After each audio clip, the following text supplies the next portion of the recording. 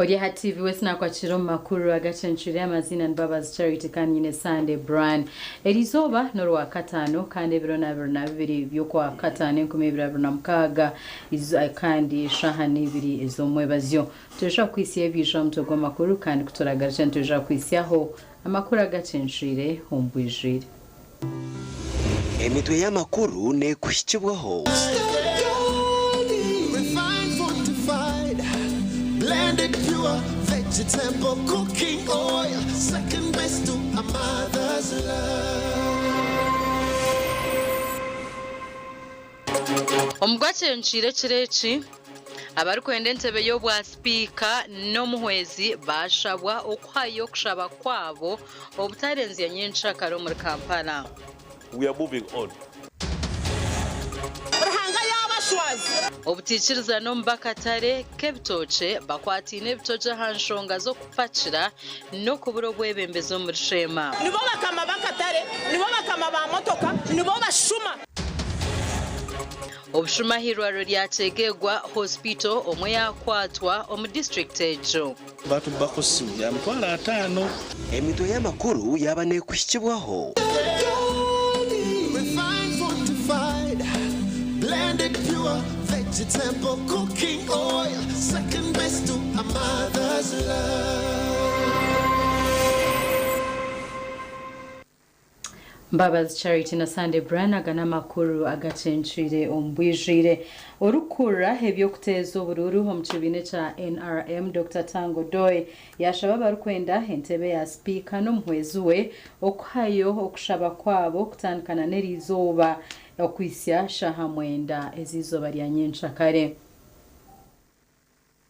orukura hebyo kutezo bururu omukibina cha NRM Dr. Tango Doi okushaba barukwenda kwesimba ntebe yo bwa speaker kurugayo bakeyandikisa n'obuyaba nabugana abanyamakuru akitebe kikuru cya NRM Electoral Commission ekiriya proti 13 cha Dondo muri Kampala. All eligible members are invited to express their interest to contest for the position of Speaker and Deputy Speaker of Parliament beginning today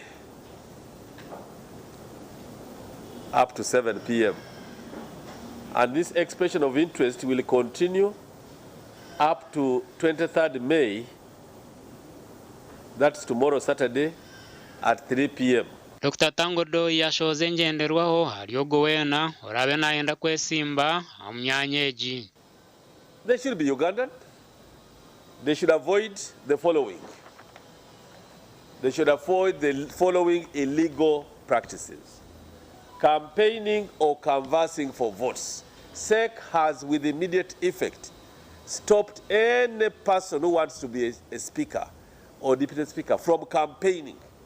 Whatever kind of campaign, if you are good campaigning and there's the videos or recordings to your campaign, you will be disqualified. No campaigning to be a speaker. Number 2, bribery is forbidden. No paying people, no paying anyone any money. Even here, expression of interest, we have no money to pay. Oguyashobora ngono baza kwayo amazina gawo bona abararijeyo no kwenda emyanya ero mukachiko akekibina agarashitame biro 24 byo kwezoku okubasa kutora no guwena obarasharemu.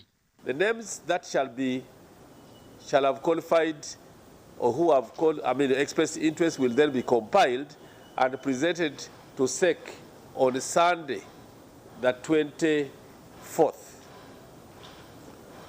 at 9 a.m. The names SEC will vet and approve will be sent to the caucus, which will sit on Sunday, the 24th at 2 p.m. at State House in Entebbe. So anyone who wants to express interest has now the right to come and express that interest. Ogukandi yashobora ngo abanyishengero abatorinwa kuzo mu ishengero eri 12 nibo bonka barahejumbere omukaruraka. For Speaker of the 12th Parliament as well as Deputy Speaker of 12th Parliament, one must be a member of NRM voted a flag bearer voted as NRM in the 12th Parliament. Honorable Mao is the President General of DP. It does not belong to NRM. So even by the regulation I've read, that voters, like candidates, must be members of NRM. He does not qualify. Omugandi amakuru habireho kurwana no kutambikira n'ebigambo mbashubuzi b'ebitookye omuri Tendero omu district ya Shema hanshonga yabaine emmotoka abatwire nibatwara ebitookye ebyabashubuzi okongeza ebbeeyi bakaremesa n'emmotoka ezindi okupakira abantu bagira ngu ebyona nibiruga hari municipality okubaremesa okugira obwebembezi bw'abashubuzi b'ebitookye. Abashubuzi bo mu katare k'ebitookye ak'Itendero ka Buhe nibo bakwasira abavugi b'emmotoka by'ebitookye aha maraka bwanyuma yo kutunga obutiikirizana ahabo kongeza ebbeeyi bakagaruka bakaremesa na mmotoka ezindi ezikuruga kupakira mu katare aka. Twagara tujye muhore twagara buroka twagacayimana w'akatare kano turecayimana w'akatare twenda kumanya na boroka w'akatare bondi bimukaho bashitama bakore kiko ngo ishaho twagitame tware ebiri ishaho y'ebitookye twene twarwa gumwe kashanju denda kitookye nkota bakugitwara 13 bimukirizo barumwe basiga abashubuzi bakoze n'ibintu byabo bya hansi bahereze kubiteko mbudeya kandi tushubura ibintu ebikujunda tubona kugira ngo bine amadoka zabo bagira ngo bisha batupakire shaheje bariyo baronda mwe byabo ngo byitubira hara bijunduro ngo mbatase mare yabo abantu bagira ngo baguzire motoka empango zo kutwara ebitookye Kampala bakongeza ebbeeyi batane emihingwa ha motoka ezindi ezitari za Shema butapakira ebitookye okubitwara Kampala okuruga mu katare aka kandi nibatwariza kuba bari kubahereza emirimo. Kona ruhanga y'abashwazi obushuma bwaha enkwezaha nimuruturutira ngo muryabagiga nimuza kumpemere zanje nanye niza kubatabariza nimuza kumpemere yanjye kandi banyencakareba kwiba toyinaho kwaba nabo hababakari nibo bakama bakatare nibo bakama ba motoka nibo bashuma abafere wahurra ab'emmotoka banjire kugambira ha kamera zitu nuko kwiruka bakahunga mu katare bwanyuma y'ibintu kureba byatabuka napatira shaho zanje ekuzabusega bagitwara kereka nashangera princess kandi nyo yanje giye yarabeka busega ejo yafa nagereka bajana bakujimba omukazi w'amakanyi bemitwara 30 na siringi zinga ikakaga ezo nabara kutabaza cyayimani wito wakatare yafa ezo zafa ngopatira motoka zabo baragaha bahindura emotoka yiwata ko emera yiwahandika hetu bakindura shaho bakwenda mwero gwawo murungi bateka ho mwero gwabo mubi bakomwe batwara gwawo murungi bakutera ho mwero gwabo mubi nikanyuma zabashaze mbasha mukwengera sente abayengera sente nkaba yito kabashoboze kitakumanya jika totira mintu abantu bitwambara tukusindikire nereka nico no bamanyise ko mugambo tubongize ikintu no mayisho kugenda mwisha abantu tuze mu kintu cyuma bongize bakicuba cyiko bari abantu ba drivers mu kabe moto kweza kuchiko cyiko bizasha haya mbere mu mabazi bizamba tugambe ikintu ngo bayingize de yemotoka yemtoke kuzamutoka kuza kampani nshaho ekito itakumanya katare kugwa mudembe ngakatare tekali ko nenyiniko ndiyo makola cyaya gadde oba mwana akakuye obakoze ki obenza webuze tofuna wadena 10 nobwe bibireho abashubuzi bagira ngo ikintu kiretwa municipality okubaremesa okutunga abembezi bakataraka kandi obwa hatenuke bemberwa batendare cy'abashubuzi batwire nibetombuitera bitaribyo waka mugambira ngo emera yanje yuwayiba ruhanga nakwanika kandi yakwanika erize tito twatiri yityajangu yabo bakompensatinga motoka abamotoka bonka bakompensatinga motoka itabante yemere turigera maho yo nanga abantu togere twagamba tukagenda mission tucanga ito ntwamu tutaha tuzakarohiza abantu bashoboze batandika busa itogera ntwamu tuzakorera abantu bokorera nke tugerezeho kwicerera bebembezi ba municipality hanshongezi bitubikiriza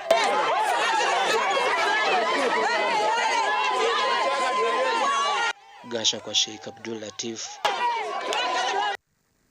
webare Sheikh Abdul Latif abibyo kwerinda ahirwari ryategegwa General Hospital District ya Tegegwa bakwata umusigazo uri kutekatekwaho ko bari yo mu ryaba batwire banyangalizirwa reri bari kwibe bintu bitaro bimwe na bimwe abantu bagira ngo abashuma batwire bamazireho obusinje Owakwatirwa kwiba mu irwaro rya Kyegegwa General Hospital yatujyanwa na Aronenza Rwayankomo mu district ya Kamwenje kandi yaguma natubuzabuze emyaka ye ogu bamukwata buri kushesha ari kwiba ekitimba cy'orugo rw'irwariro kandi ngo baba bari babiri konko omwe yiruka yabasiga twakwata abashuma batumba teganisa of course Kyegegwa General Hospital yagatiye town ya Kyegegwa aho abantu bingi mnonga bariyo bateganisa irwariro bari kuryiba muke bitanda mu fence y'irwaro bashare rukondo bashare kitimba mu zakahuba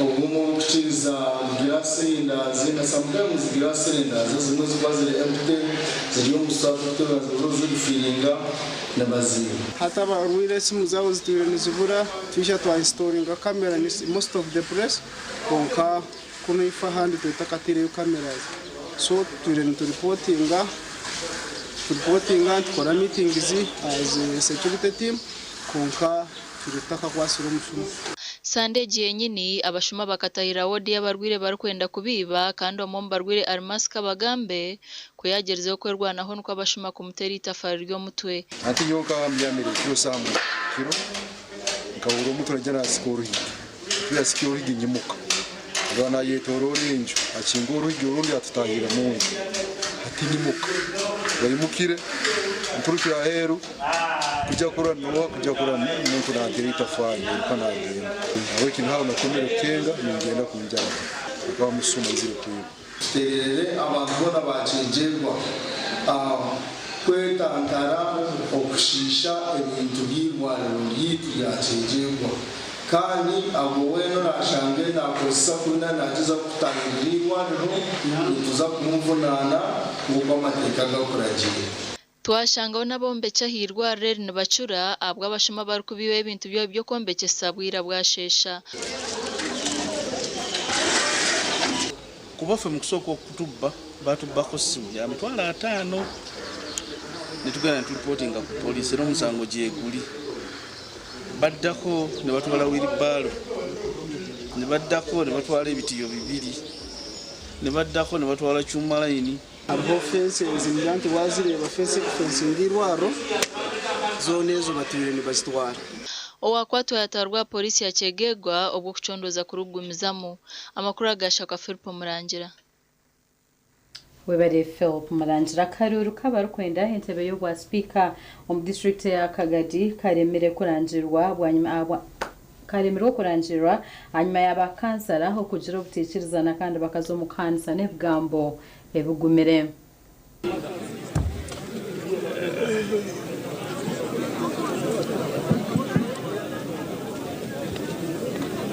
ategeka then ategeka Mary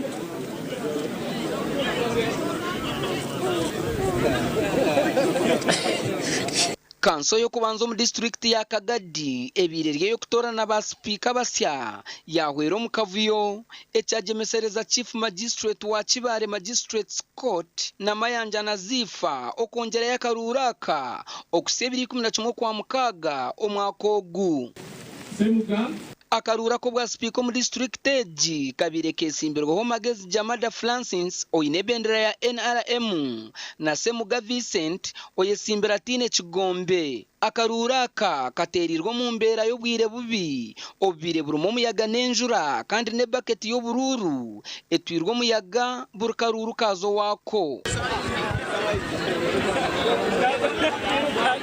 banyuma yo kurunda no bururobu bubazirwe kandi Magezi Jamada atunjiro burura 3 lelo Vincent Semuga nuko kutungo burura 28 hakafa butano ahantu hakavuyo kimucire habaho kwakanisa ngo % ya 5 n'emwe tiyahika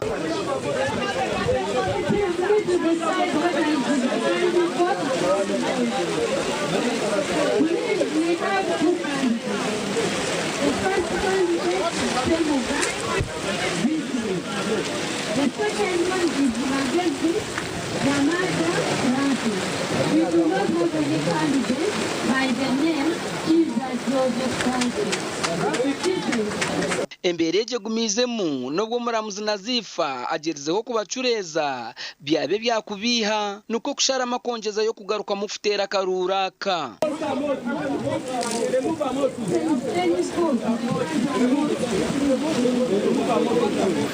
And the speaker or deputy speaker, no person shall be declared elected speaker or deputy speaker unless that person gets more than 50% of the vote. Okuisa ebiro 11 okwamukaga kyecho mateka. Nikero mukanso okumara emyaka 15. Amateka ga kanso garagira ngo speaker omwemezi w'urukurato rukuru wa district baragumba bamukome haruna kuruwe nyini urwo kurahira.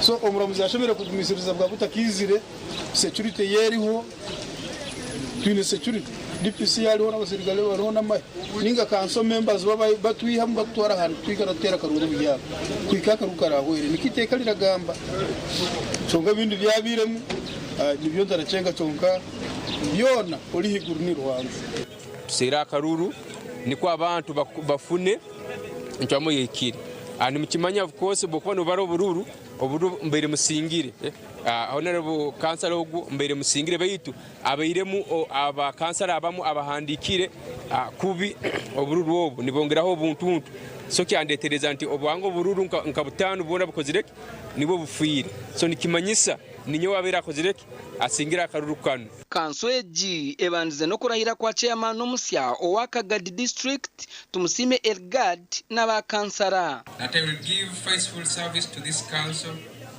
and support and uphold the constitution of the Republic of Uganda as by the law established. So help me God. Nkabagambira buli mwana asheme kwara koraki araza ishomero arafuna chance yo kushoma kandi hatari gukora ki kubingwa nanje nabagamba nti irwaro lya Kagadi likafa nabajanti irwaro lya Kagadi nagandi marwariro ago mu district twaza kureba ngo twagagarura busyaga echa kashatu nkabaraganisa kureba ngo obuli bwenguzi bwakora ki bwawo ebyo bintu nibyo nenda kutandikiraho nenda kureba ngo byahishirira bagenzi bange reka tukwatanize hamwe entaro ebintu byone bitubere nibitutalibaniza mu myaka eri the past decade tubireke bigende nyuma tukore Kagadi yitwe gende nkaha omumaiso bakansara bona barahire borekiro ko barukuza kuhereza abantu babo gasha kwa Thomas tumwebaze Webere Thomas tumwebaze twahindira hitreka cyo kubanza amakuru Agacencwire ntugaruka nagarukurataho kurataho nagakushyibwaho Movit all day toothpaste meant to give you powerful night gum defense and teeth whitening. The charcoal flavor gives you deep cleansing and power stain removal. Agarukurataho mutakayira ritira Ebola Museveni agumza abanya-Uganda umuri Kampala. Ebola is much easier to control than corona. Abatureba abaturikiza mwenda nimbeta ntubeta amukoro uko historinga ningo kwemeka bishop witu omuntebe aha kwenda kigezi kweka ni Seventh-day Adventist Church kandi omukoro nubuza okwebenderwa Archbishop weka ni Seventh-day Adventist Church Pastor Kajoba Samuel kandi omujinyo mukora yesewe ni Right Honorable Thomas Tayebwa kandi Deputy Speaker w'ishenge by'etu ya Uganda beto mbwinji mwije muhagiro mukorogo mwije muri mukorogo twantwemeka Bishop Pastor Edward K Muwanga ebirabiro na bishatu byo kwa gatano 2026 beta kwija mukorogo ahabukuba izobere gukete cyo kusimba emotoka abebigere ababoda abakifena fena zigera kubera sawa munga fena tuli embara.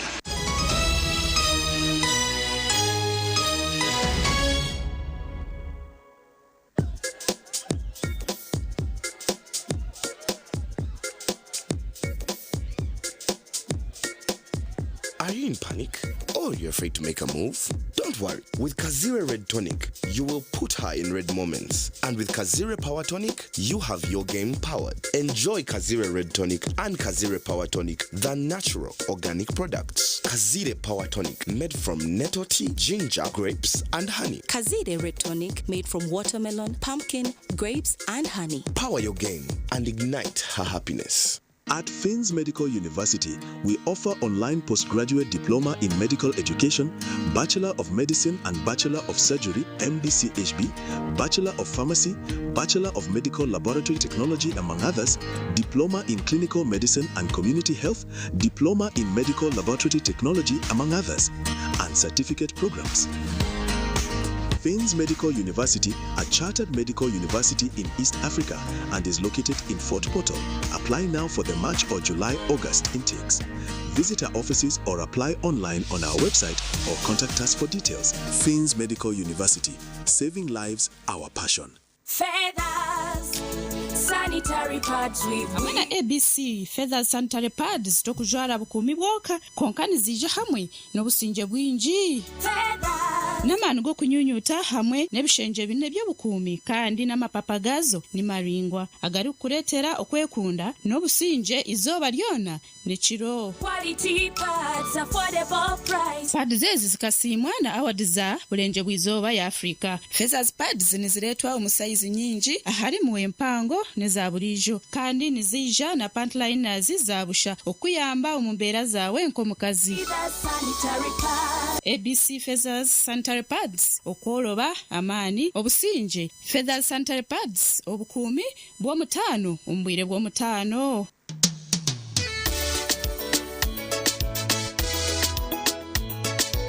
Manager ogito wagito konka abantu mu kidara kabatakagiremo MC takiziri DJ achumna na wearing ebyoma tugumisize shanki ibiri bantu mwareka turwo mu muzano tugume twatesha twagamba shamushanju zibe shamushanju tikizana ngu okushara cake ni shamushanju nizeze nyine byo ni shara cake tukazakunyombo na wampesi yona nesente konga tanyuire mbogo nikushekere nikuteganisa wenda ninyende mbogo yoka nembogoka naba mulungi ayibambe nekolera ayimukama wanje okagaruka meshara zanje Bagen Nursery and Primary School ishomero rya dena boarding ahabwa bojo nabishiki hato mu myaka 5 abeji bitu basinjire bigeza higuru munonga nitutungure talenta zabeji omusoka academy yitu ahari mu ba coach abo mutindo manye no mupira kina bari kutwepimamo otebirwe music dance and drama nebindi Bagen emico n'edini byona nitubifaho evina no buraro byona nibyo mutindo kandi nibihango abana tibari kufundirerwa ibyo kwerinda birya higuru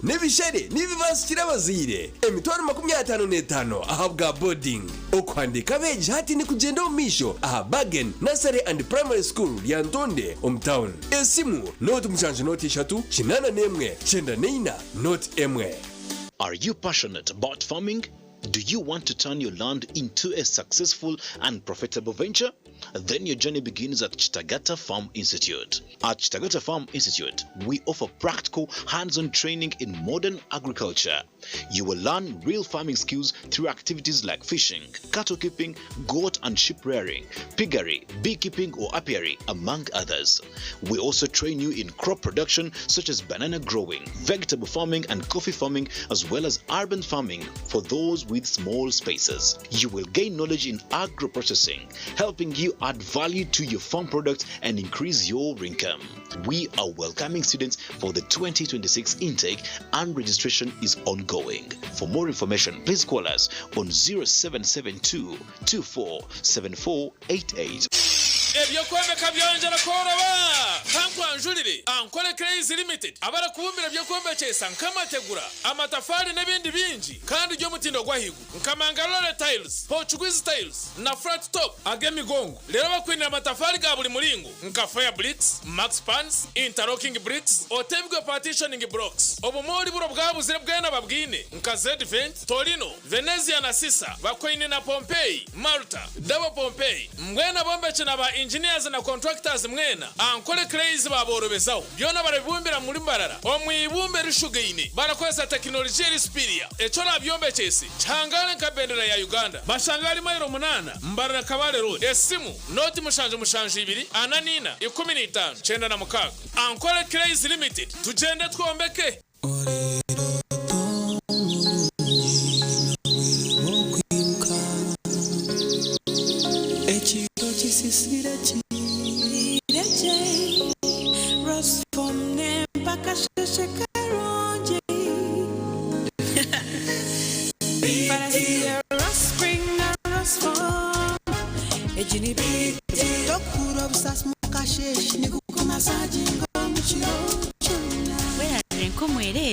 Farati gw'omutendo kandi nukuhangara omugongo ombero gurukushasha okubiyamaje kigambe bakwecho orukwen resform ensiyebero toburungi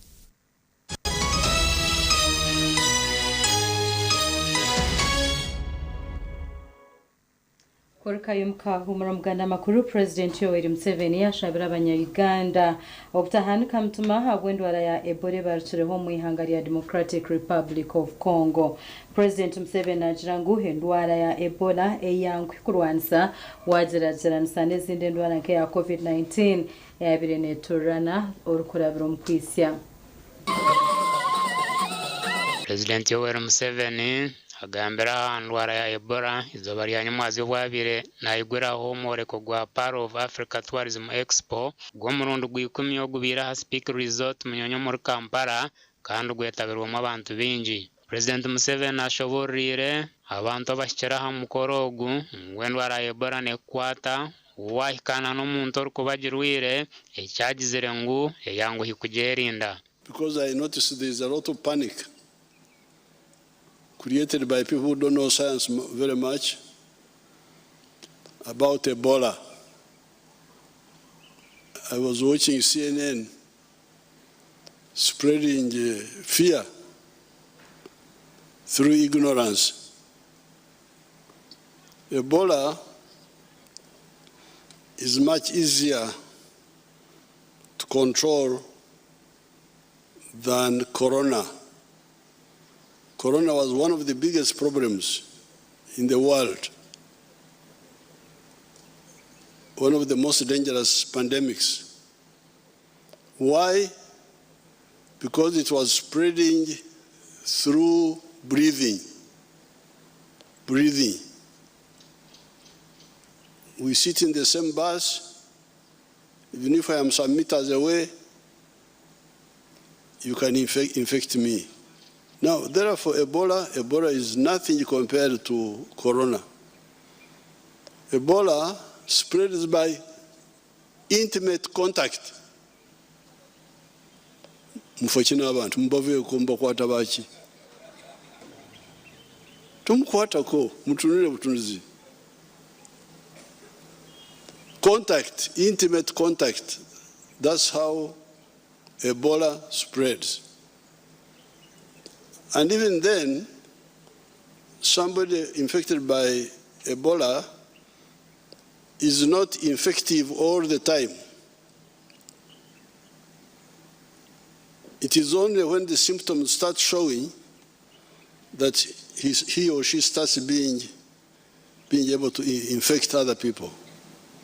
And that is like after 5 days or 10 days. President Museveni ona amiza abanya-Uganda ngu government etiroho kureba ubuzo kurukumara kureba ngwendware giti yataho mu Uganda na munonga kuraba hansharo. Stop shaking hands. I normally don't like shaking hands, and this is a very good excuse. Now I just wave at you. Shaking hands for what? What do you want to do for me?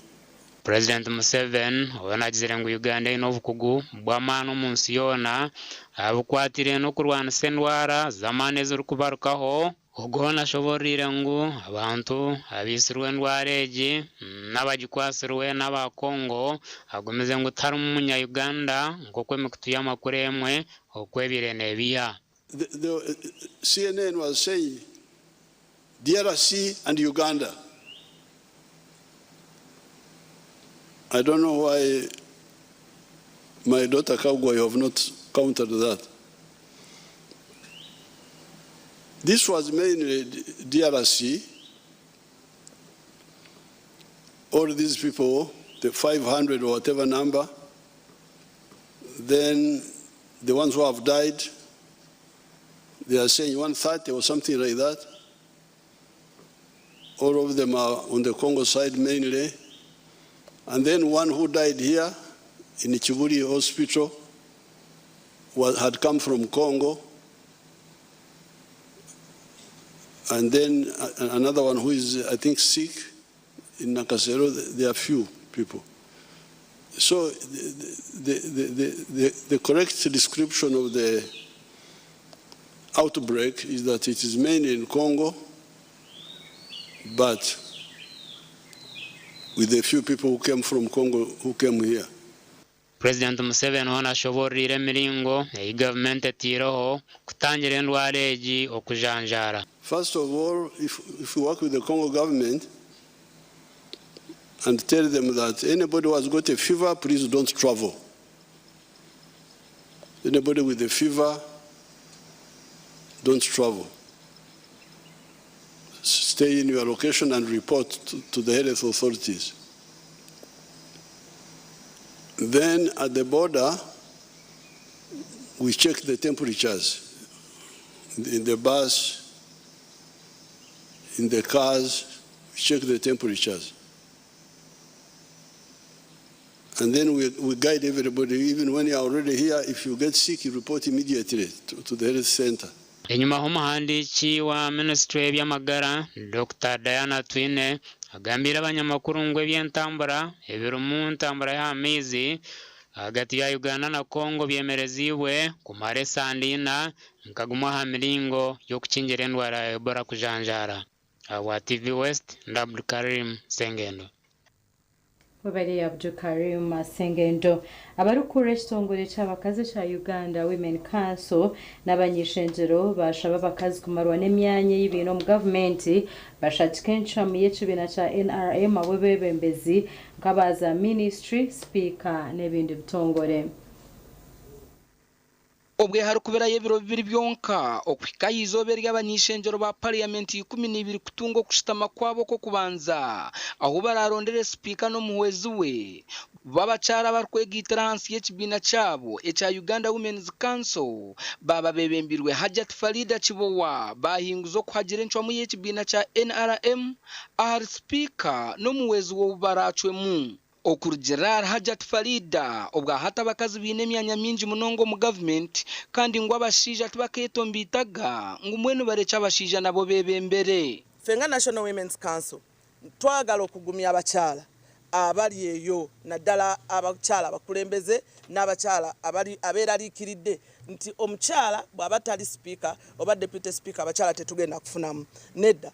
Njagala okubasaba mugume tulina slot season tulina ababaka ba parliament abakyala toto ngotaddeko abakozi abakadde abaliko obulemu abavubuka toto y'abakulembeze b'abakyala mu parliament ya Uganda eri abakyala 173 Ogu yayongera yagira ngo n'obukirabe kiri ngu right honorable Tayebwa atwira ryo muhwezi wa speaker ngo atwire nafa munonga abakazi omubwebembezi bwe tebakikoze mu bubi kubanga eddembe libawa okwogera n'okulwanirira abakyala era naffe bwe tubanga abakyala bafunye kyekisinga okutusanyusa naye bwe babanga tebafunye tetusobola kudda mabega ffenna twekubagize tuleme kubaako kye twogera nti bannange bwe tuba tetufunye emikisa gikyaliwo egy'okukola ebintu ebirala.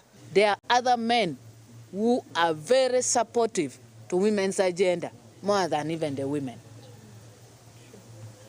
So we have not to just raise alarm that because we have affirmative action. Bwanyuma twagamba hona bamwe abanyishenjero babakazi anshongezi gender balance hati turiyo nturondo omuntu wakubasa kutikiriro muri oburubwe ndiyo mukazi nishemerwa nani nyebemberwa omukazi mugenzi wanje konka kandi kikuzibira mushija kwijana wakebembera ninyenda kubuza umwaba turebera muri gice cya gender balance ninyenda kureba president wihanga vice president abira ryo mukazi prime minister abira ryo mukazi second prime minister abira ryo mukazi speaker abira ryo mukazi mwene babashaka bataratireho kakwakuruzo mutarabireho gender balance ebirabiri na bitano rwo kubanza nibwe Parliamentary 12 eri kuza kushitama kandi bakaronda speaker no muhwezi we gasha kwa Jimmy Muhumuza omuri Kampala. Wabere Jimmy Muhumuza abatura ku rw'umugombore ya Ntotoro mu district ya Bundi Bujo nibetomwitira government abo butabahereza grade yo kuguma ne ihomshenyo gurukuretera omjera gwa Chirumya gwijura na hombwire bwenjura kandi eki nikiretera mizi gijura gakahendera gacecerize misiri n'amakagabantu. Abatura okurga omugombora ya Ntotoro omu district ya Bundi Bujo nibagirangwe emisiri yabo ya kokowa eyibabire nebihamu esente zo kubabisaho yona ekatwarwa omutunga okurga omujera gwa Chirumya.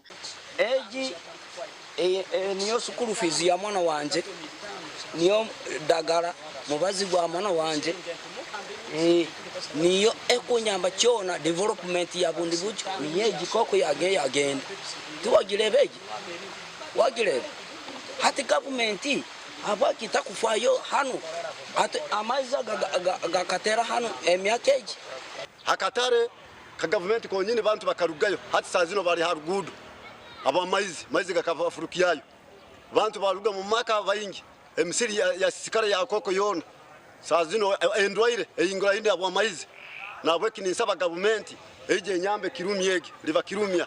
Friday Godfrey ambassador kandi chairman wegombora ya Ntororo bwanyuma yo kumara kurahira ahamize ngu enshonga yo mugera gwa Chirumya nebindi bintu bingi nibyija kukorwaho omukanso ye. Godfrey swear in the name of Almighty God solemnly affirm that I will faithfully exercise the functions of the chairperson. Manifesto yange nkatekamu ensonge mwege kuteganisa abantu ba Ntotoro ekaba ya maizi galiva Kirumya ngo kugabatera kandi gakareka umwanya gona gwa sisikara kandi ni kwa kaire kanyowe kugenda kwatanisa hamu nabakurembezi na bebembezi bagenzi bangi hamu nabakunsingaho omwiguru kurorangu twakwatira hamu kandi twarwanisa ensonga ya riva Kirumya yawa kurungi kandi tiyaterera yereke kuteganisa abantu bangi nekindi tutine irwaro abakazi tugenda hara tugenda mayiro mukaga Bundi Bujo obukukwato ekiro kuzara nobona muno kurora wabona driver wa kuzara irwaro. Honorable Acrobat Chiza obirari omunyeshenjero owa Buhendera County kandi obirari omujenyi mukuru aha mukoro ogwo kurahiza abebembezaba nagira ngu omujerogu guremeise entunguka omuchwekeki. This area where we are, this Chirumya Nyashoro, had been approved by the LC3 Council, by Bundi Bujo District Local Council, had approved this Nyashoro to become a town council, but because of the river Chirumya, the town was destroyed. People were forced to vacate the Nyashoro town council, the Nyashoro town trading center. Abebembezi begomboreji nabagira ngu nabatekwa kureba ngu abatura batunga obuhereza oburukumara. Omugandi erizoba abebembezi abatorinwe okurga Mbarara City House barahizibwa obubebembirwe meya Jomo Mugabi nabakansara abari kuzakora nabo. That I shall faithfully exercise the function of the mayor of Mbarara City South Division, and I will preserve and support and uphold the Constitution of the Republic of Uganda as by law established. So help me God. Omukoro ogu gwakorerwa ahambuga za ofisi za City South Division aho mu Rembo orwambarara kandi gwahikwaho abebembezi abatari bamwe na bamwe obo bebembirwe Chief Magistrate wa Mbarara Moses Nabende wakurra okorahiroku omuramuze koko yagamba nahurikiza kecha base kuritare banje na manguni shaina nja kuba bingani mbomaro secrecy ine urege abuko mwarahira na nimwe councillors. So please, we have to take this thing very serious. Uburu bukawa hate kitwerekerire no gukora abantu kandi ubwasingire turamusingire ngo umwite umanye ngo n'umuntu next time yagaruka nabasa kusinga. Mgetana members of Parliamentary, I want to thank you, Madam Charity Chibashi. Bamwe omubebembezi bakurusya abarahira kandi bashabwa ngo babase gukora aba office zabo ziri kubetengaho. You are going to work as a team. It doesn't mean that they are going to work alone. You are going to work as a team. Jomkurebira ngo muruho muri kansiyo na nebe n'abakozi reki abakama bande abakuyamba kureba ngo imirimo bakikwasaniza je ka executive kureba ngo yatambura. Ebintu byo kurwana abanyambara site bimbashaba ngo turebe ebyo mu rurembo byaho erizatwogaruka muhero mu parasite ebyo byahwa hati twine kuzakora nka president with his excellency Yoweri Kaguta Museveni ekiyagambire mutabyama intasima nebure yajaha kandi fuze taratunje negayo buhoro muikirize basabana abanyabo abanyambara na muno abakakoba division bazembe baze abwakarura kumwampire kwija kubajwekeraho mu kanso. Amakoraga gashakwa Gilbert Muhanguzi na Nagudi Fatima.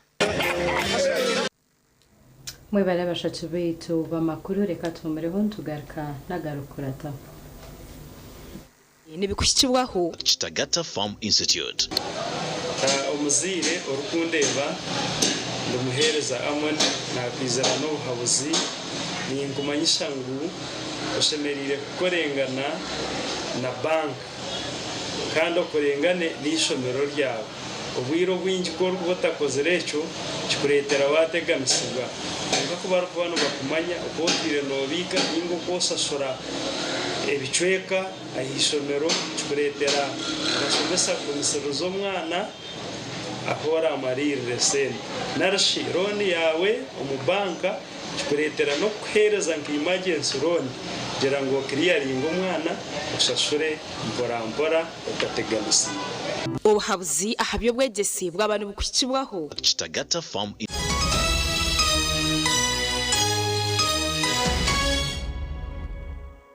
Kuruga mu nshozi za Kinkizi n'itaka ryo rwezo irya Kanungu habireho intekate ya mane yatandikirwaho abantu abino mwete go kwetungu tindisho ni Kinkizi Development Finance Services Kidefisa Sacco Limited yabo ryo muhinji omushubuzi ningo muzire uyerekerere biro ryo misho turakwentandikiro yo kwetungura kurabira muri za Roni Seed ko buhinje no burisa capital yo bushubuzi boda school fee maka n'izindi nyingi hamwe n'izindi nyingi aha magoba agakendezibweho twin accounts nka individual fixed deposit school collection accounts women empowerment accounts, joint institutions, turyabesigwa omukubikire sente zawe. Shanga head office Kanungu headquarters, Kambuga, Butogota, Pungu, Chihi na Nyamirambo. Okumanya birakiraho tera noti mushanje 2 kaga nemwe noti 5 kaga nemwe. Email chedefisa sako.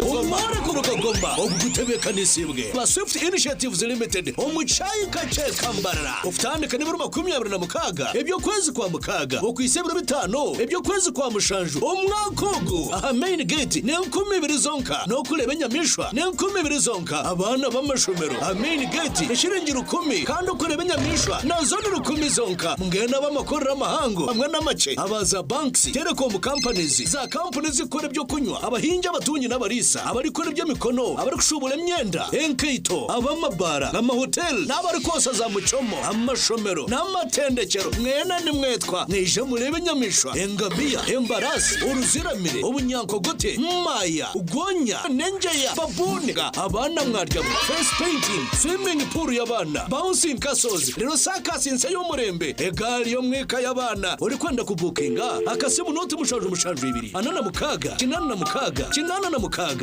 hati mchara wanje mwami numanya abana nubagaruka yahishomero kandi ibintu bicira kubi aho washota kutwara icweka cha fiza y'ishomero rya junior rireza motoka tukazishashura bwanyuma mwami wanje abwa kitakushashura ntukozesa momo naho tukutungira umugisha gwo kwangura school fees zo mwaka gwona nebindi konka nabwo no basa kushabaroni ya fees ubwo n'amashomera gacejumbira muri basa kwangura school van namazima singura school fees yo mwaka gwona nebindi binji tunga binji ahabwa momo na van yishomero ahabwo kwejumbiramo no basa no kushabaroni ya school fees echawe nyiga star emwe mukagitano star munana noti hash ninga koresa momo app.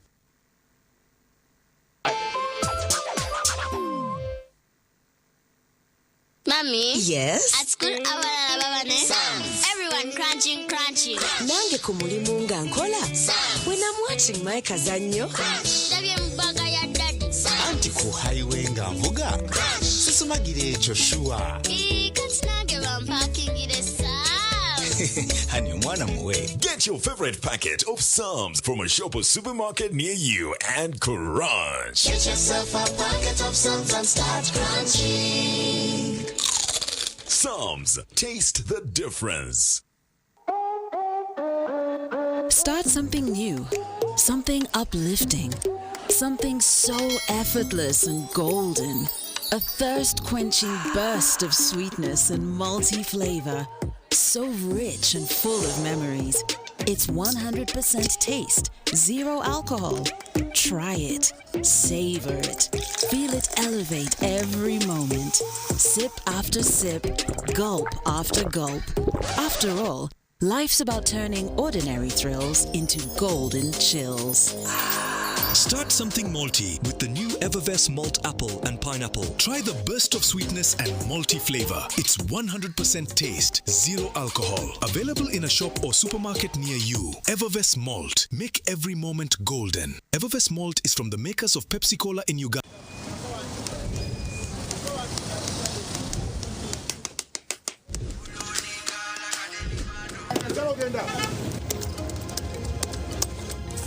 And that's it for today. Till the next episode.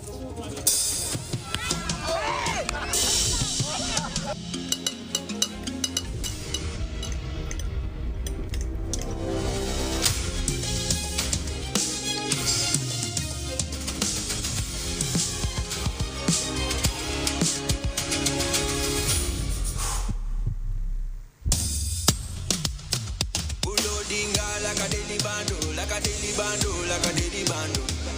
Omuliro nguwulira mulingo mutima kukangana like drums. Kalakata, kalakata, enendongo eyakusabula. Mikono free of fire, free of fire, free of fire.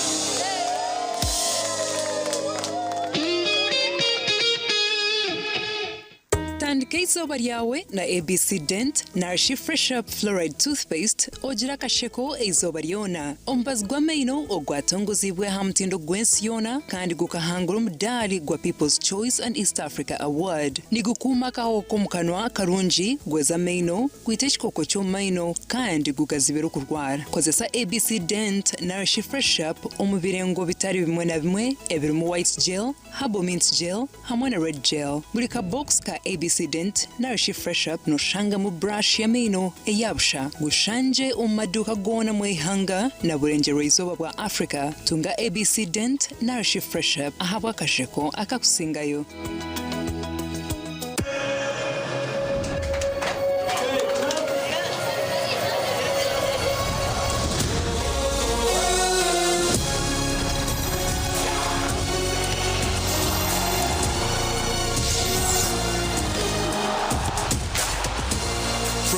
June to 19 July, everything can wait. The FIFA World Cup 2026. Catch all 104 matches on 4 dedicated channels, live on SuperSport, only on GoTV.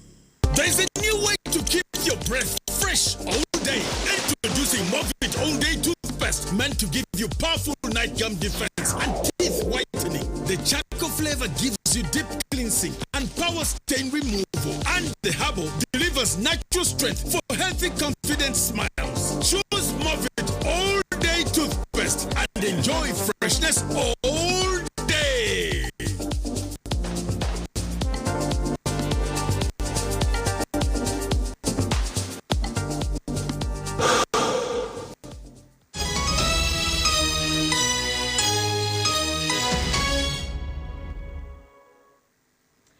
Kuruka yumkahumura muganda makuru Philip Mbabazi Bennett orumurumna wa birar chairman wa district ya Chikube Peter Banura Arari hakwasire bendera ya NRM mukaruko garukamo kutorana chairman wa district G 18 kwezi kwa mkaga umwaka ogu.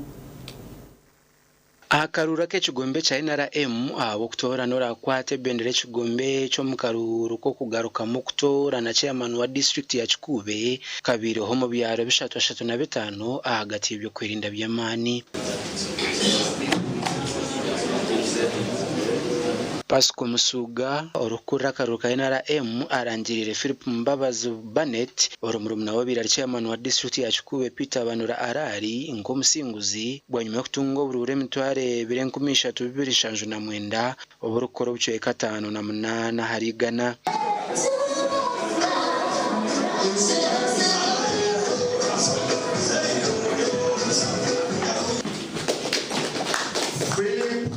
Mbabazi Bennett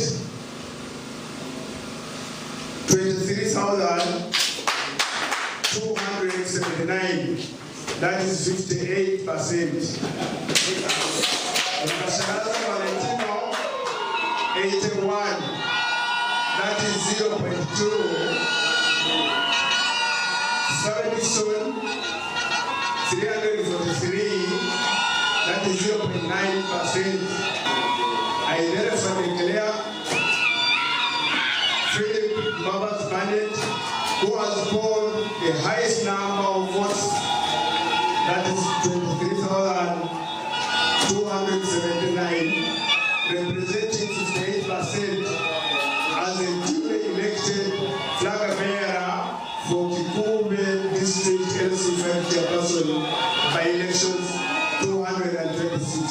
Just by the 58%.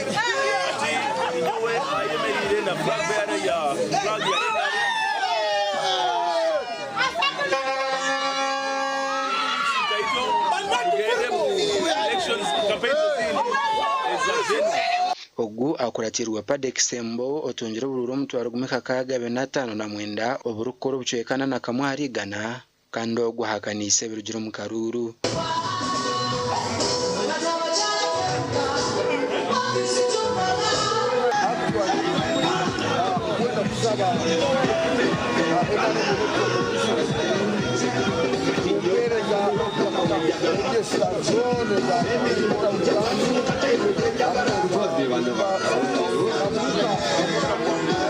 Omubanda babiri besimbere Dickson Shabe atungira bururu 3 rero Valentine Rubasharaza ashembere no bururu 9 And should any person be not satisfied, there are other methods that can be addressed.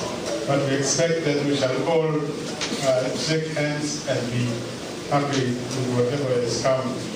And our role was only to facilitate, and the election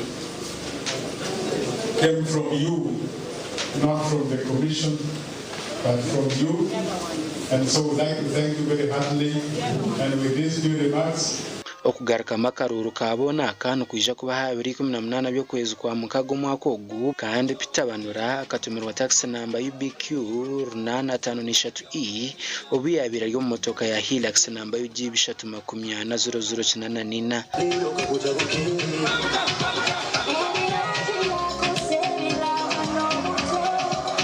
gasho kwambrozo nwagaba katoto Nkomuringo gumwe ho gokutungura byamagara abantu bibirana no mwe kurwo mu district ya Shema batunjireho kuceberwa no kuragurwa kwabusha aba bacebirundu baranka pressure shukari amino na no kushasho mu ngingo. Obuhereza bwa bushobubira kanisa ya Rwabutura Kagango Shema kandi ubire butebekanisi bw'abakicunguro Angel Center barikushangwa muri Shema. Dr. Arunga Eye Hospital Mbara, Child Mother Mbara Mobile Clinic hamwe na Alpha Generation kandi babanze no kushomesa babire bizire kuraguza na mnonga kukuba kubasa kwerinda ndwara ya misho shukari hamwe na pressure. Rengo kumwe ogwo kubandizaho ogwa abantu bashemerire kurinda muje amisho gabo ogwo kubanza no kuma ubuyonjo. Habukuba ubuyonjo ni chukuru omuntu okuba omuyonjo nikireetera amisho geeye gatangirwa obukoko narishi entahirizi eza kubaasa kureeta oburwaire oburikukwata amisho. Then ekindi ekyakabiri n'okurya gye ahabw'okuba ebyokurya ebi turikukozesa nabyo ni kimwe aha birikureetera amisho gaitu garwara narishi gaguma gari gye munonga.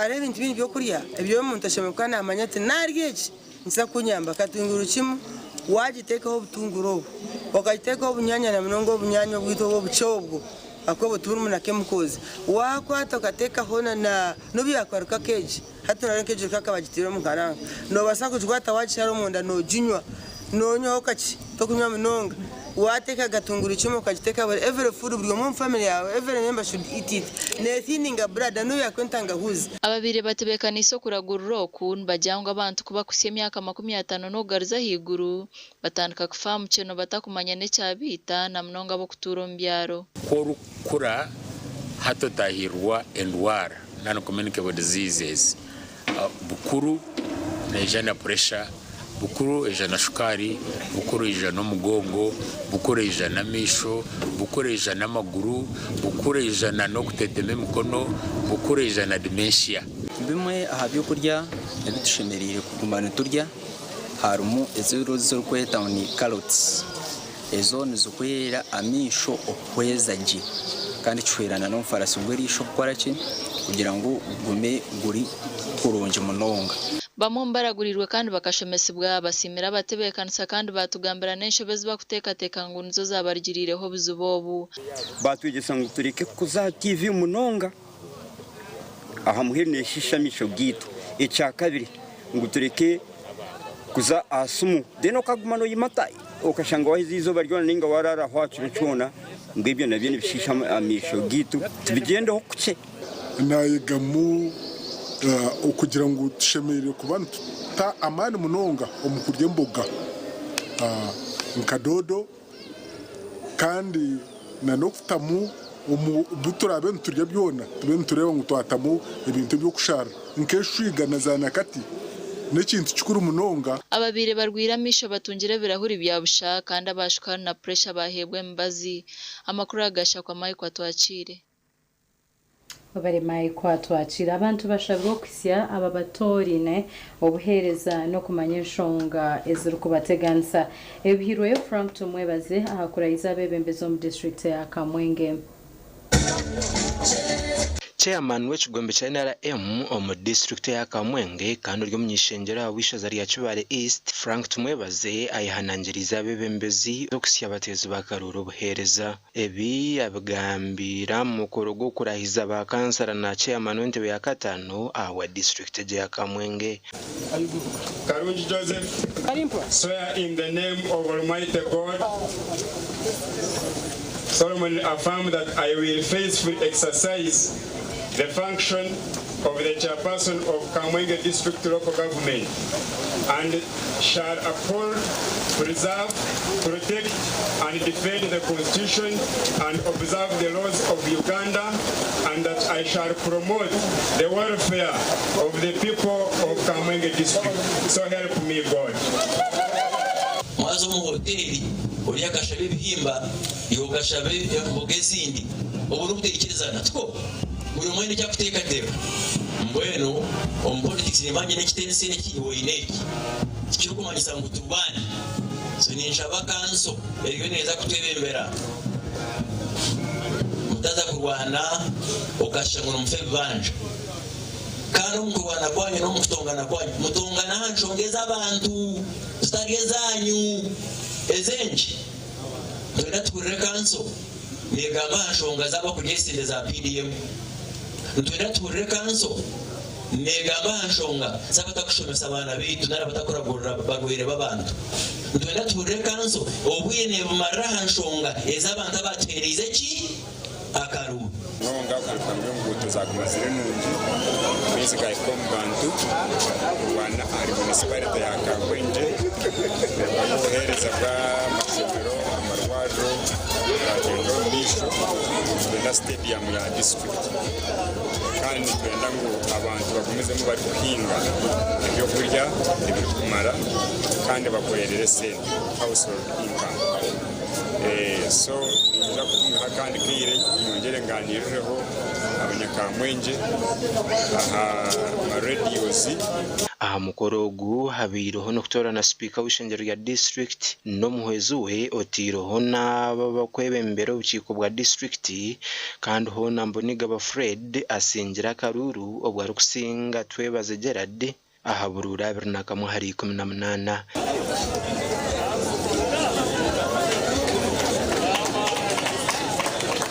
no kubanza kuza kurusi y'abanyakabuye banje orunakoru abo kuba n'orunakoro kuri munonga haribo ni nyine ebintu bikuru munonga ebindi kwenda kutandikiraho na munonga ahanguto zitu nkoruguto rwa mutama okuza mu kukuru kugumiza mu kajororo kandi orumbire nahereze okusubmitinga omu district even ntakagiro mu council kandi bakarwakira kawo akartekaho stamp na ministry ya works abwamuhezi yonani bakiciriza okorteko mu financial year budget yetegwire kuhereza Kamwenge local district government nko mwebembeza kuzwekera abakozi na muno government eine program kandi nyine kureba muna supportinga ninga nakiriza government programs kandi cya kabiri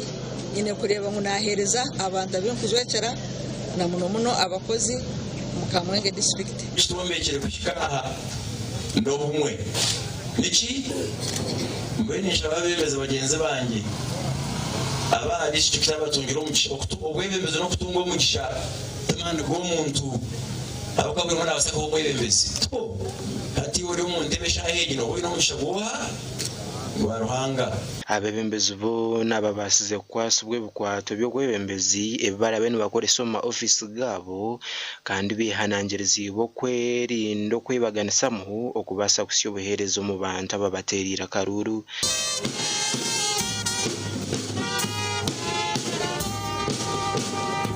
gasha kwansona twine Wabare Anthony Atwine kandi nuko tubabaza kwendera tutyo amakuru Agacencwire n'agakusiyona Mbabazi Charity na Sunday Brian ntwenda kwendeza okurara kurunji agani gatagereza nyinshi kare shayibirizo mu bazyo mu makuru Agacencwire otarga TV West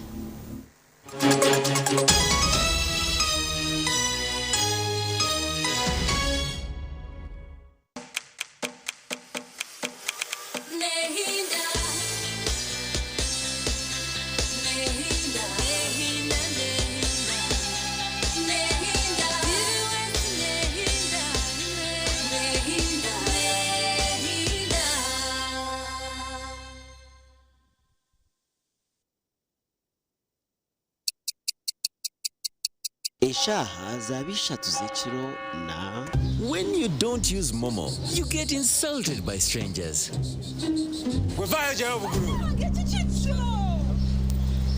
Save yourself from insults. Use the Momo app or dial *165*3# to pay and enjoy zero charges below 5k. That's the power of Momo.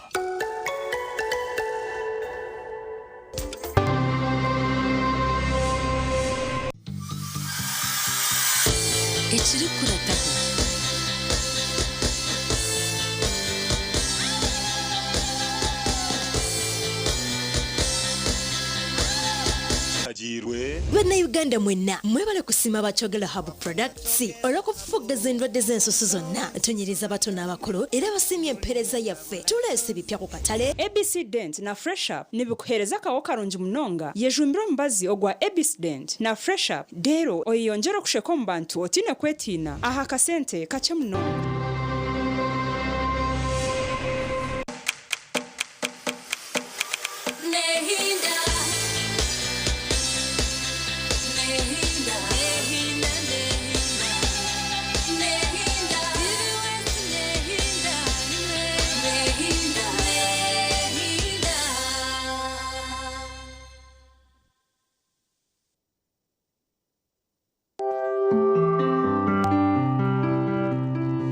mbireba nekwishibwaho oyine mbogoka naba mu rugi ayibambe nikorera ayimukama wanje okagaruka meshahara zanje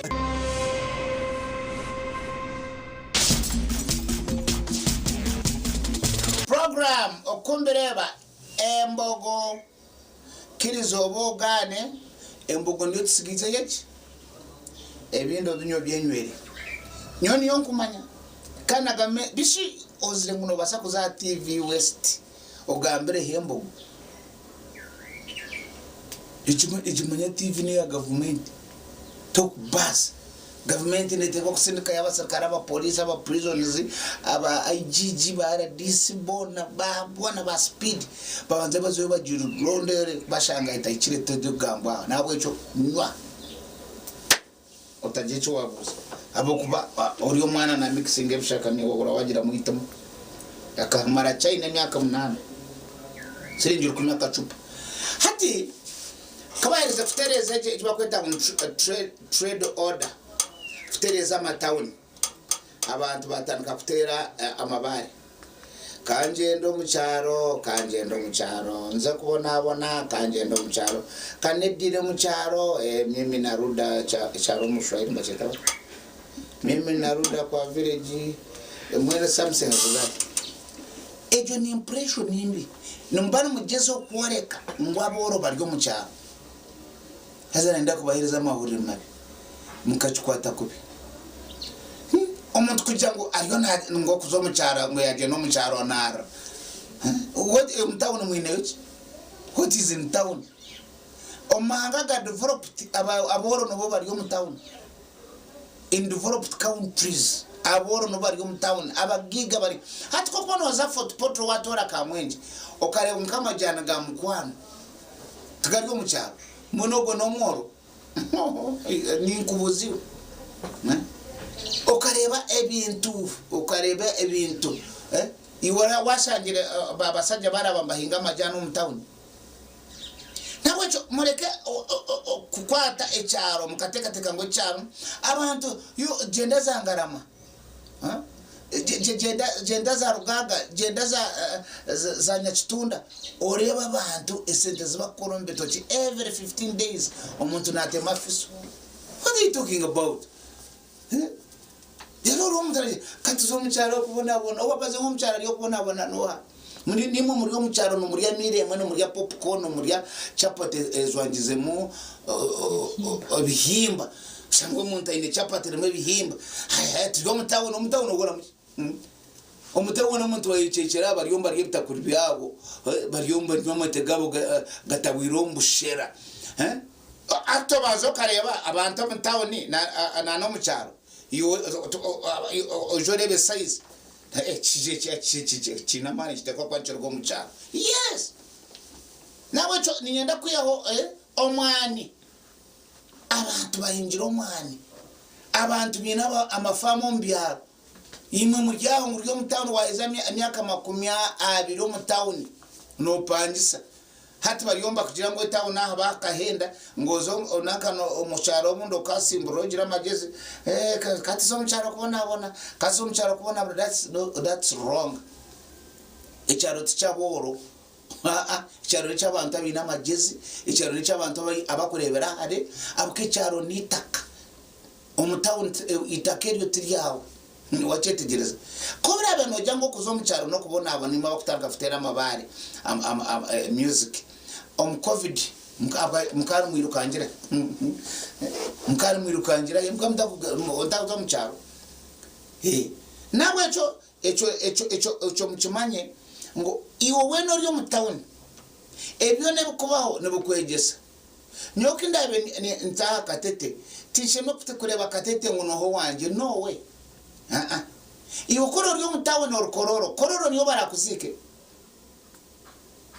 ni nkubuzi w'urukororo orukamukuzi mbaza kuzika kamukuzi barakuzika atekateke kandi kabamba kusindika ngoze yo karwatereze reka ugena norra ngo ngwena kuyaza kwita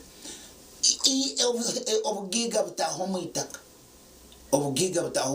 itaka ryo mucyaro wachetegereza nawe chumba wale etawuni ya kuteganisa deka kugenda norangu wazo mu cyaro omutawuni haba yecho bakweta ngo good life kutere ndongo uri mujawo musajja singa uri mu Afrika uri nozana no bwishi umuchizi atera arakatkaria social media omushamukora ariyo nazane ko trezerera ngogo ariyo nazana hona abantu bakaba ariyo grabbing amataka omuzehi wariyo mudasa nazana mana ndi ahate ine choko a few moments later ndi ahate ine chokulia ine chokundebera nawecho nanyenda kwamanyisa ngwa makuru marungi farming yona eriyo mucharo gor ebienanka ni byanso bambe bizabato mu nyankore minerals ziriyo mucyaro okurisa kuriyo mucyaro obutunji kuriyo mucyaro ko bereba iwe nabereba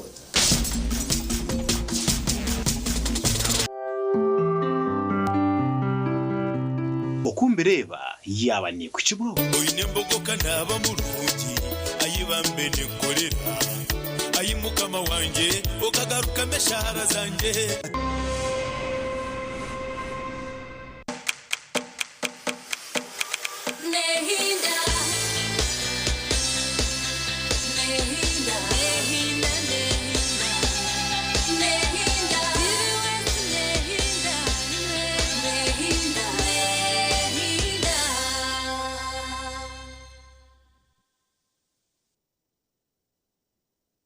hati mchara wanje mwami numanya abana nabagaruka ya ishomero kandi ibintu bikiri kubi aho bashota kutwara icweka cha fiza ishomero rya junior rireza motoka tukazishashura bwanyuma mwami wanje abo acita kushashura ntukozesa momo no tukutungira umugisha gwo kwangura school fees zo mwaka gwona nebindi konkana bwono basa kushabaroni ya fizi obwe n'amashomero agacejumbire ndige basa kwangura school van namazima singura school fees yo mwaka gona nebindi binji tunga binji ahabwa momo na vani yishomero ahabo kwejumbiramo no basa no kushabaloni eya school fees echawe nyiga star emwe mukagitano star munana noti hash ninga koresa momo app.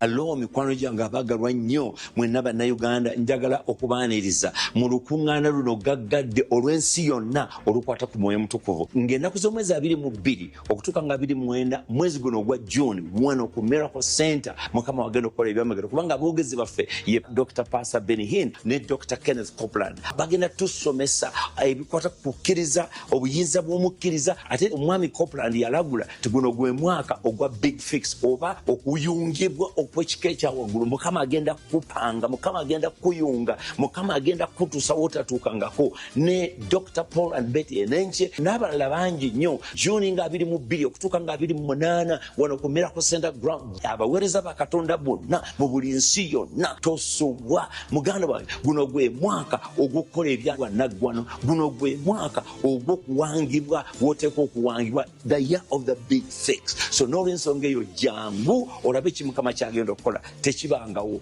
mukama kuwa omukisa.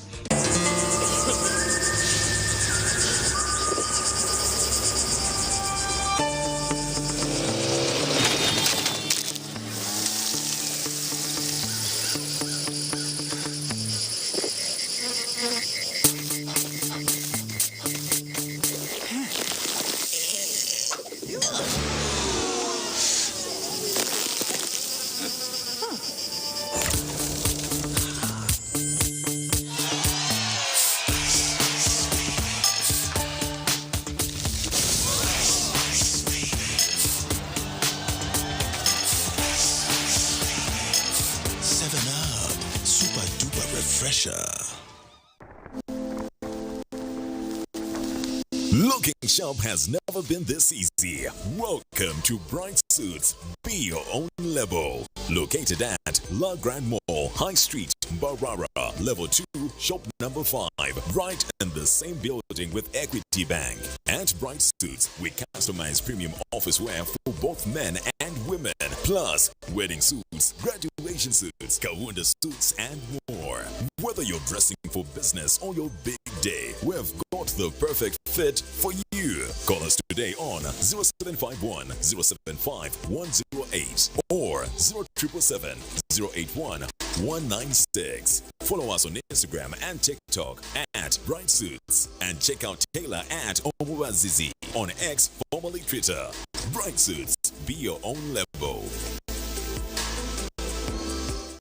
yegita abasinguzi na bellaga za aha social media zitu ninga oteresimu mprogramu y'omuneneserezo otora na keshongoro akemyaka yira rukumirwe na shanzu kuhika 2010 ninga agati ya 2010 kuhika rizoba bakakuterere obweshongoro obu nubwiza kwayahayana oshabira keshongoro akakirizo mu babiro noza kwangura birabo byingi kurugomba kozibe cyo kunywa ekya bellaga yonyine ya Uganda nejaguze myaka shanzu n'etano ombuhereza nyabura we utaguza amarwa omuntu wena oryanse myaka 18 nywa no bwegendesereza utasinda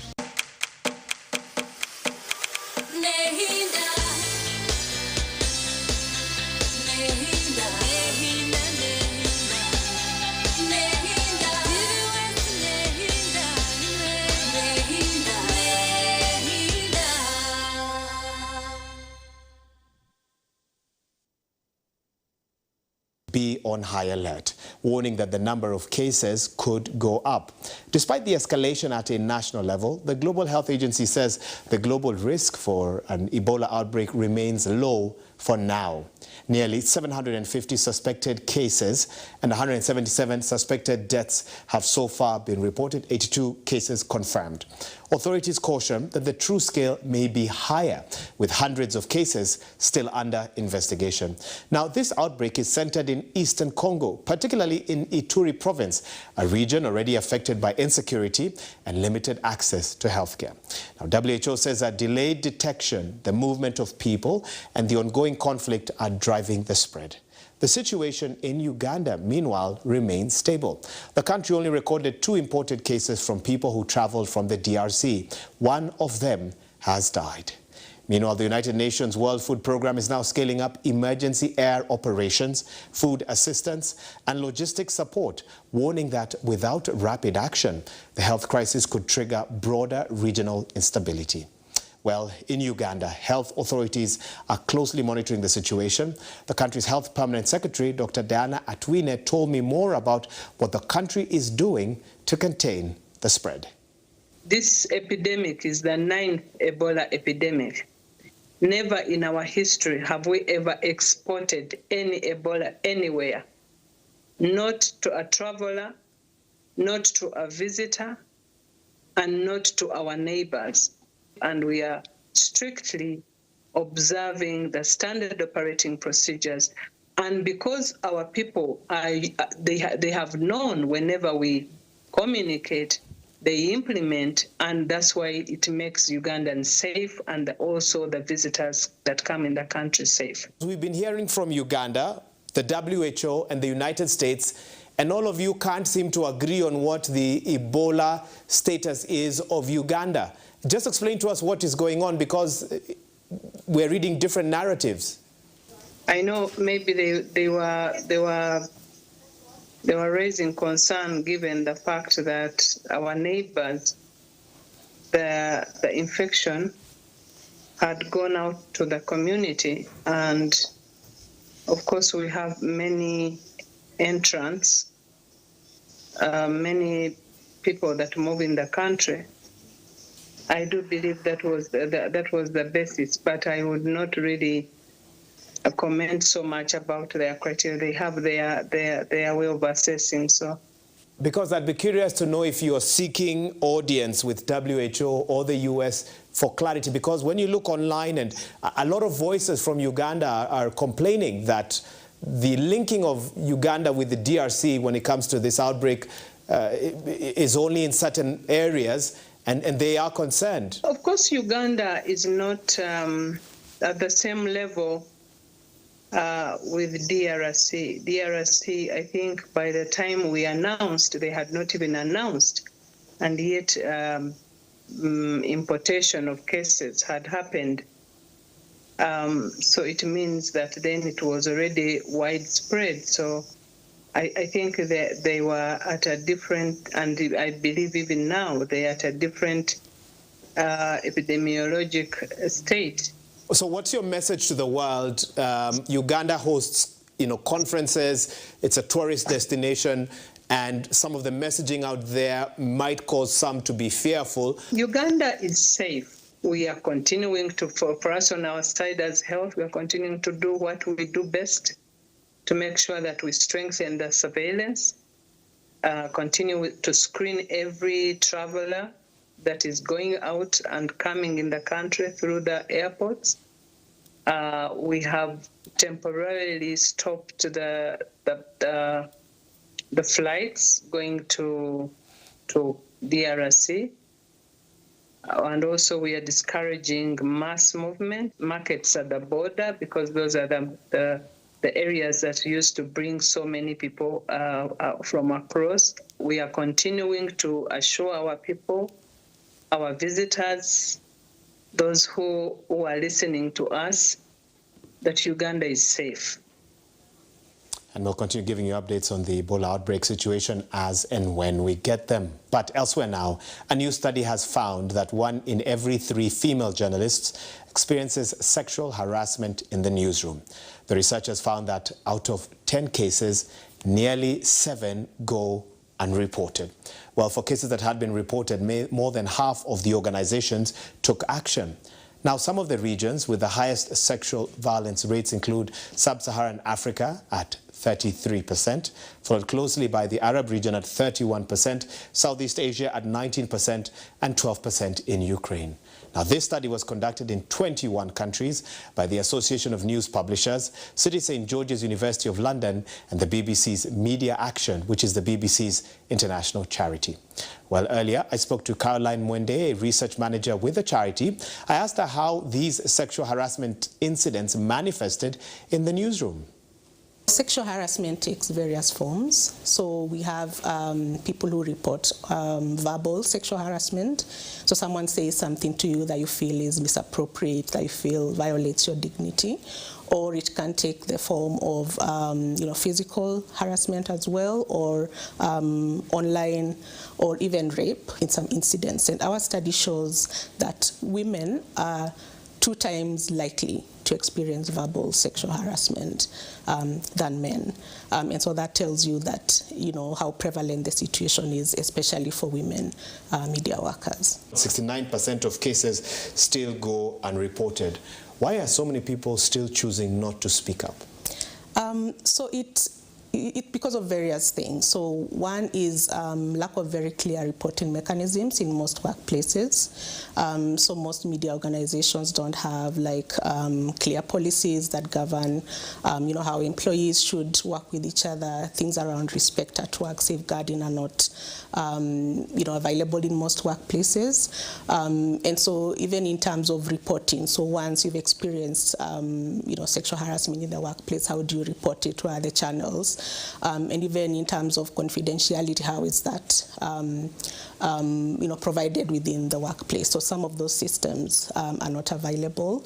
But then we also have normalization and minimization of some of these issues. People just say, I was just joking, it's not that serious. And so our study actually showed that many cases don't go reported because people feel it's not that serious. The prevalence rates on the African continent are a worthy talking point.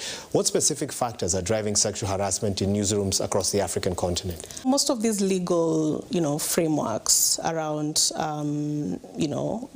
sexual harassment are not available in most of African contexts. And even when they are available, they are not well communicated, so they exist on paper.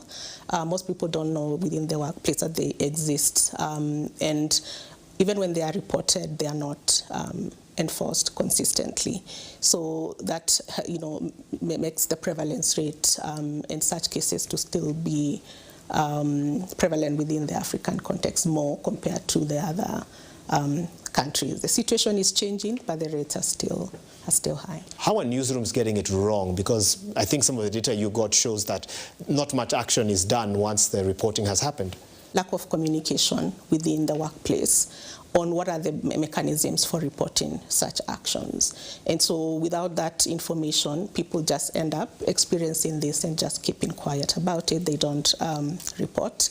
And the other thing is lack of consistency. So sometimes something is, in one incident it's enforced, another incident it's not. And so that lack of consistency makes people not feel very confident in terms of sharing or speaking out when they experience such. And so you find that most workplaces, without that, you find that they are, in terms of the legal framework, they get it right. They have policies in place, but then it's the enforcement that is problematic, and consistent enforcement for that matter.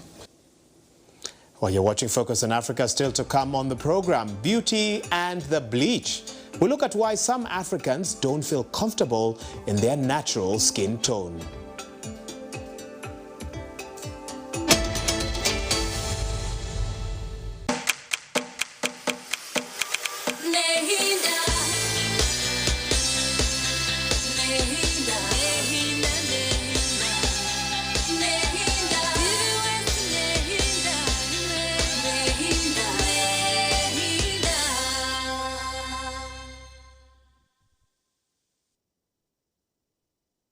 Uganda mwetebekanisize ubu ni bwo bwire bwo kucamukana sente omukazana kale kubasa kwindura amagara gawe ubwo rikoresa shiringi 20,000 zonka miliyoni gana zona nezo kubaha konka buri sande nizaguma ningaba emitwaro 50 for the lucky winners no korota kwangora sentezi ekikuriwe no kujyaho akasente 10,000 asimu yawe orero okimata star 238 star Ishatu star ikumi hash, then yes. Now hati no basa kuzana, by the way, even now.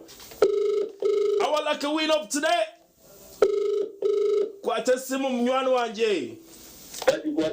Aha, wasibota sewo.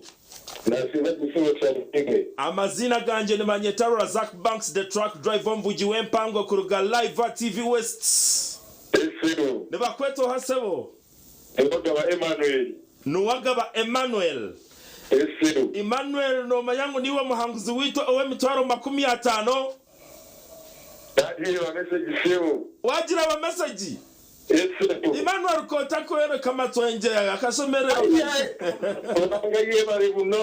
Wazireba. Namazima ninga nebyo chifere. Esande wazireba. Emmanuel oli wankahi. Chibale. Ngweno tarindaho terasta bibira chatu na munana star ishatu star 10 hash oyegito mukazano bugahati akarone kagambwaho buri hamwe. Odwa mkaga Anderi zoba tulintunga mu Brilliant Inkles Day and Boarding School.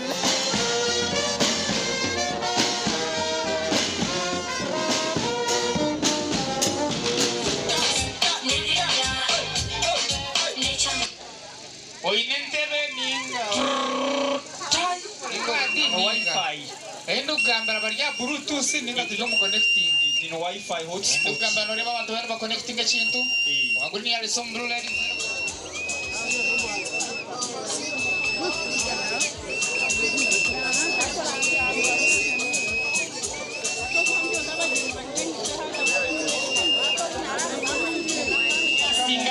Singa. Yes. We go. Senior boys. Ania singa. Yes. I will observe, support, and uphold the school rules and regulations. So be good. We have the winners from Chapogo.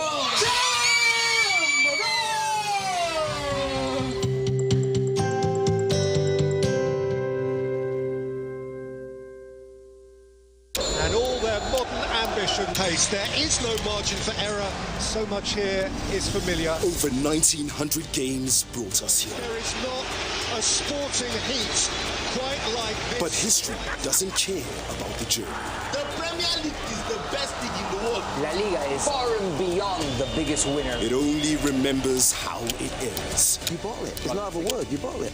8 titles. 1 month of mayhem to decide them all. That is outstanding from Patrick Dorgan. Stay connected and watch DSTV to catch the football season finale this May. It's on.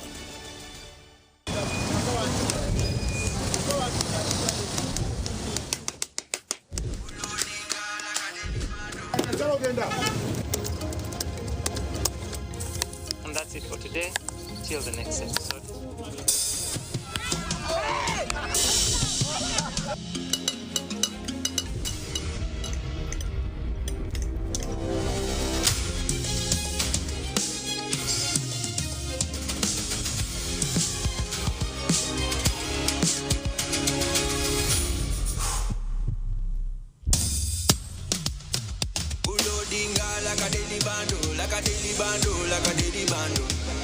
Omuliro nguwulira mulimbo mutima kukankana like drums.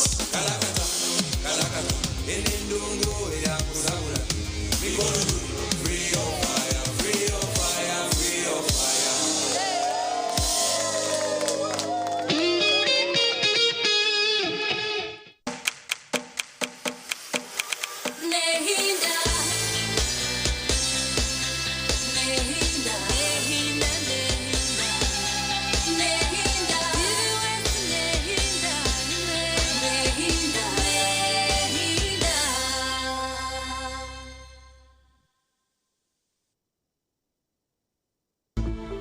Welcome back. You are watching Focus on Africa.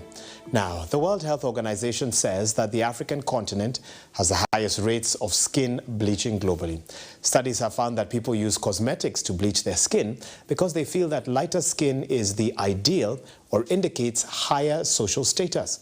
Focus on Africa podcast host Charles Gitonga spoke to one South African who says that he's on a skin whitening journey, something that dermatologists have been warning against due to severe health risks. Charles started by asking him what prompted him to lighten his skin. I used to suffer with some very horrible acne. Acne affected my teenage years quite horribly, in my opinion.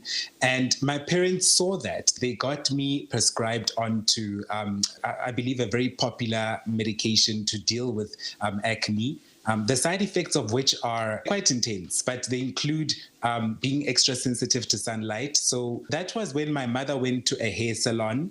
And at this hair salon, she was telling the people at the hair salon about, hey, this is what's happening with my son currently. And the people at that hair salon gave her a cream. I started using it, and then I noticed that I was getting lighter. When you noticed that your skin was getting lighter, what was your reaction? Is it something that you liked, or it surprised you, basically? It was something that I liked. I was surprised initially. I don't know if it's maybe the landscape here in South Africa, I'm not too sure. But for some reason, it's like the more light-skinned I am, the more people gravitate towards me. What do you mean by the landscape in South Africa? We have terms like yellow bone in this country. I don't know if that's a global term, but it's when somebody's so light-skinned that their skin is yellow.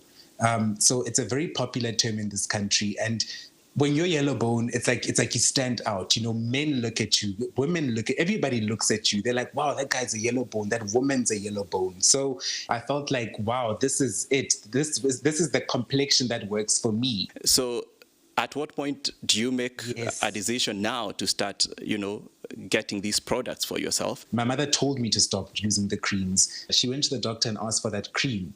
And the doctor was like, what cream are you talking about? I've never heard of that. Mm-hmm. And that's when my mother was like, no, here's a picture. This is the cream. Can't you prescribe the cream?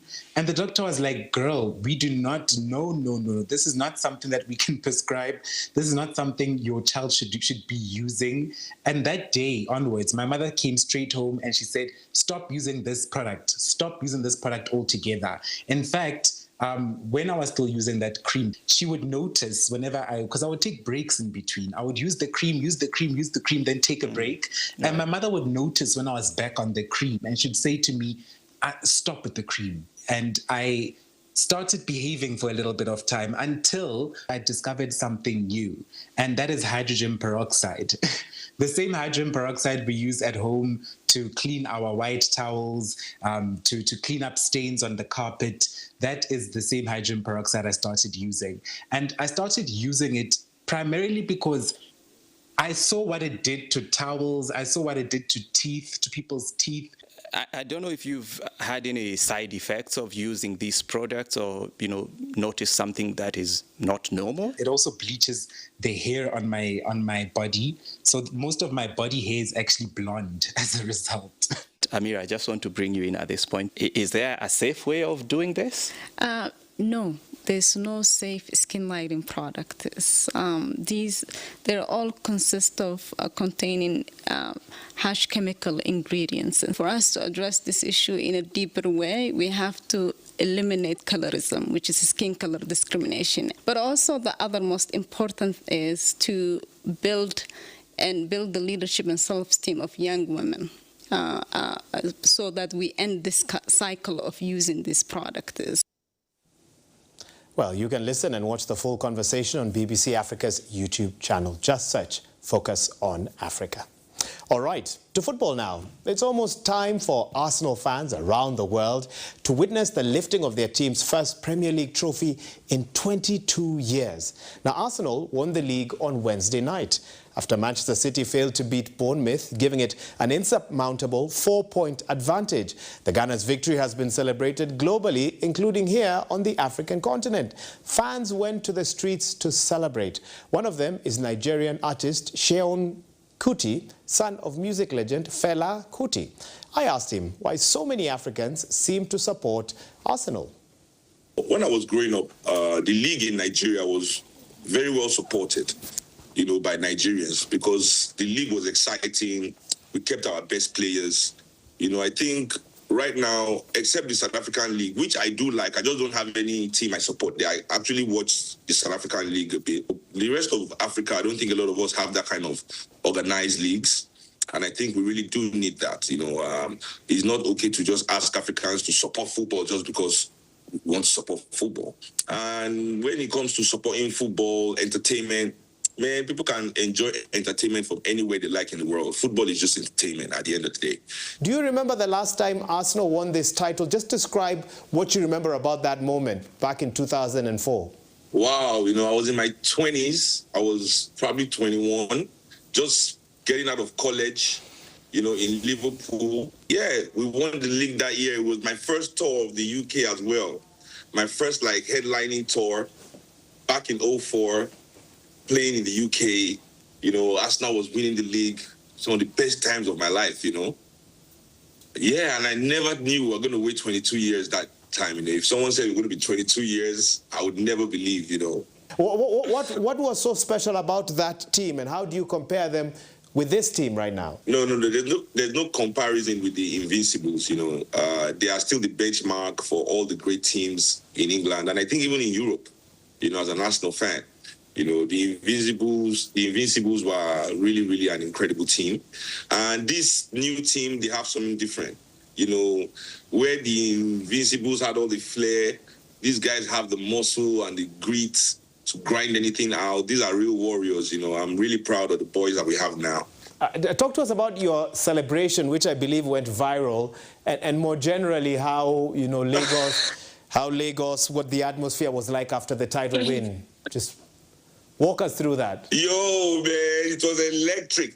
First of all, I have a lot of friends around my neighborhood because I was driving around my neighborhood. There are Man U fans, Chelsea fans, Man City fans that have been giving me a lot of stick over the years, So this was my get back to everybody at once, shouting past everybody's house, top of my voice, top down, sitting on the convertible, driving through the neighborhood and screaming, and singing all the Arsenal songs.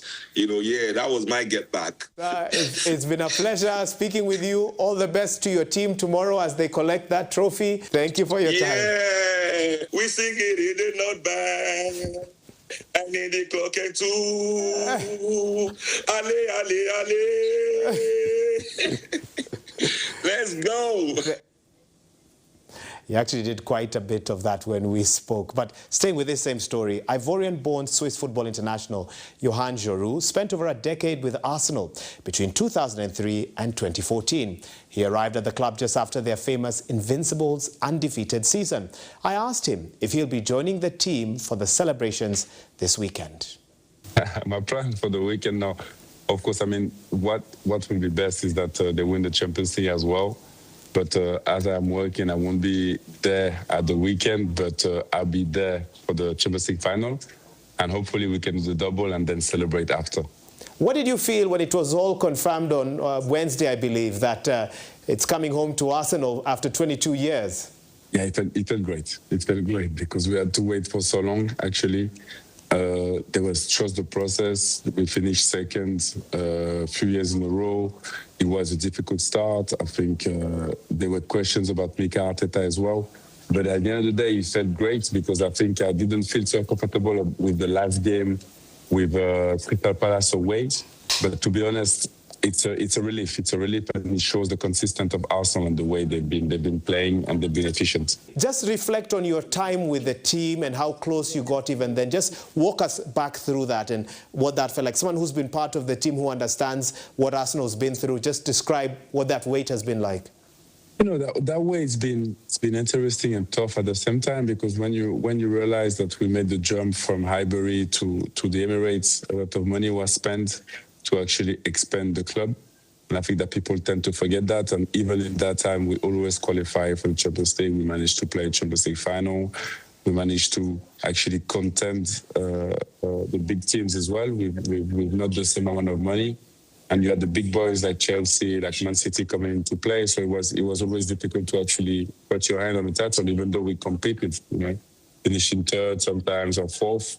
So you've been through the process, but now Arteta on the thing that the